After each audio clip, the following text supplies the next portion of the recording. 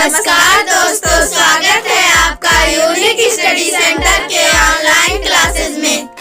नमस्कार दोस्तों, स्वागत है आपका यूनिक स्टडी सेंटर के ऑनलाइन क्लासेस में। ये चलिए आपकी कक्षा 9 की मैथ की क्लास, जिसमें आप देख रहे हैं आपका अध्याय 5 यूक्लिड का ज्यामिति परिचय, जिसमें हम देखेंगे 5.1 प्रश्नावली 5.1 का क्वेश्चन नंबर 5 देखेंगे। अभी तक अगर आपने पूरा क्वेश्चन नहीं देखा पीछे का, तो आप जाइए डिस्क्रिप्शन बॉक्स में, वहाँ क्लास 9 या तो यूट्यूब पे लिखिए class 9 math unique study centre, सारे वीडियो आपको एक तरफ से मिलते चले जाएंगे। या तो हमारा नाम लिखिए सुधांशु सर मैथ क्लास 9, ठीक है ना। कुछ भी करके बस पीछे सुधांशु सर या यूनिक स्टडी सेंटर डालेंगे तो हमारा वीडियो आपको मिल जाएगा, आसानी से प्राप्त हो जाएगा। चलिए देखते हैं क्वेश्चन नंबर 5। क्वेश्चन नंबर 5 क्या कह रहा है? क्वेश्चन नंबर 5 कह रहा है प्रश्न 4 में सी रेखाखंड ए बी का एक मध्य बिंदु कहलाता है। सी रेखाखंड ए बी का एक मध्य बिंदु कहलाता है। ये जो सी है, ठीक है ना, रेखाखंड ए बी का एक मध्य बिंदु है, मतलब ये जो रेखाखंड है ए बी, इसका मध्य बिंदु क्या है? सी है। तो और क्या कह रहा है सुनिए, कह रहा है कि सिद्ध कीजिए कि एक रेखाखंड का एक और केवल एक ही मध्य बिंदु होता है। एक रेखाखंड का एक और केवल एक ही मध्य बिंदु होता है, ठीक है ना। तो सबसे पहले क्या लिखेंगे? सी रेखाखंड, ये रेखाखंड ए बी का मध्य बिंदु है कि नहीं? ये जो सी रेखाखंड ए बी का, सी जो है रेखाखंड ए बी का मध्य बिंदु है ना दोस्तों। तो जब सी रेखाखंड ए बी का मध्य बिंदु है तो हम लोग यहाँ से ये लिख सकते हैं कि ए सी बराबर क्या होगा? बी सी होगा कि नहीं? ए सी बराबर बी सी होगा। अभी पीछे वाले चौथे वाले में हमने बताया कि ए सी बराबर बी सी होगा ना। मान लेते हैं, हम लिखेंगे माना सी डैश रेखाखंड ए बी का मध्य बिंदु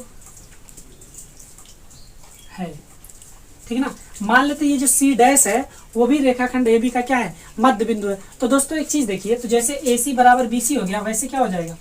ए सी डैश बराबर बी सी डैश होगा कि नहीं? ए सी डैश बराबर क्या होगा? 1/2 ए सी डैश 1/2 ए बी हो जाएगा कि नहीं? ए बी होगा कि नहीं? 1/2 ए बी। इस समीकरण नंबर 1 लिख लेंगे। ये समझ में आ रहा है कि नहीं? ए सी डैश, अगर सी रेखाखंड ए बी का मध्य बिंदु हो जाए, मतलब यहीं एक सी डैश मिल जाए, यहीं एक ऐसे लिख लेते हैं, पे सी डैश लिख लेते हैं, ये भी मध्य बिंदु है। अभी पता नहीं है, बस मान लिया हमने, तो मान लिया तो ए सी डैश बराबर 1/2 ए बी हो जाएगा। सेम ऐसे ए सी बराबर क्या हो जाएगा? ए सी बराबर 1/2 ए बी हो जाएगा, होगा कि नहीं? इस समीकरण नंबर 2 ले लेते हैं। समीकरण नंबर 1 और समीकरण नंबर 2, समीकरण 1 और समीकरण 2 से देखिएगा। समीकरण 1 और समीकरण 2 से, समीकरण 1 और समीकरण 2 से क्या हो जाएगा? ये दोनों बराबर है कि नहीं? तो क्या हो जाएगा? ए सी डैश बराबर ए सी लिखेंगे, अथवा सी डैश बराबर सी डैश बराबर सी। मतलब देखिए एक ही बिंदु मिल गया कि नहीं? मिला ना, जहाँ सी डैश है वहीं पे सी है। और क्या होगा? इसका मतलब कि एक संपाती होगा, इसी पे होगा संपाती, मतलब क्या करेगा? कोलिनियर होगा। कोलिनियर मतलब संपाती होगा। अतः लिखेंगे, अतः संपाती है। संपाती मतलब कोलिनियर है, एक ही पर से जा रहा है। ये देखा है, इसी पर से जा रहा, तो मतलब यहाँ एक दूसरे के ऊपर क्या है? ये सी और सी डैश दोनों एक ही पर। अच्छा, इससे ये सिद्ध होगा कि नहीं कि एक ही रेखा के केवल एक ही मध्य बिंदु होते हैं, रेखाखंड के एक ही मध्य बिंदु होते हैं। अब देखिए एक चीज और लिख सकते हैं, इससे हमारा समझ में आ गया। जो पूछा था लिखेंगे, अतः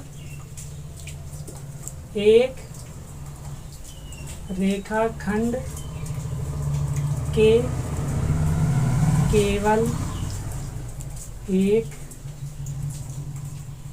मध्य बिंदु